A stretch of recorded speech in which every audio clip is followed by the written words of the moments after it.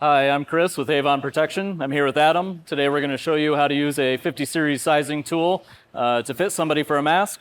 And this can be used for any of our full face respirators. Same procedure for all of them.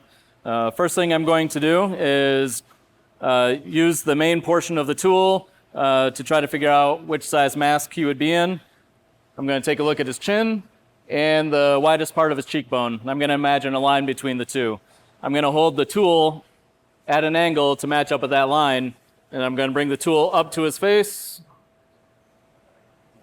and then I'm going to read where his cheekbone falls on the tool. So for Adam, we're looking at a medium.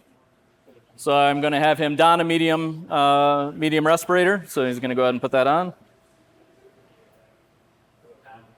When he dons this, he's going to make the straps comfortably tight.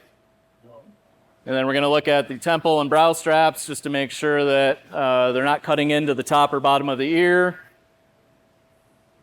that the top of the mask is not cutting into his hairline. That all looks good. So now I'm going to use the other portion of the tool, the eye location guide, and I'm going to hold that up to the lens. There's a top of lens line, and the bottom of the tool is the bottom of the lens line. I'm going to hold that up, and I'm going to look at where his eye line falls. And right now it's looking like his eye line is right in the mask correct size section. So everything looks good there. It's important to make sure that you have a properly fitted respirator. Otherwise, you're not going to have adequate protection. So Adam is clean shaven. We've used the tool to determine the correct size. And at this point, we would want to do a quantitative fit test just to verify that he has a good seal all the way around the respirator.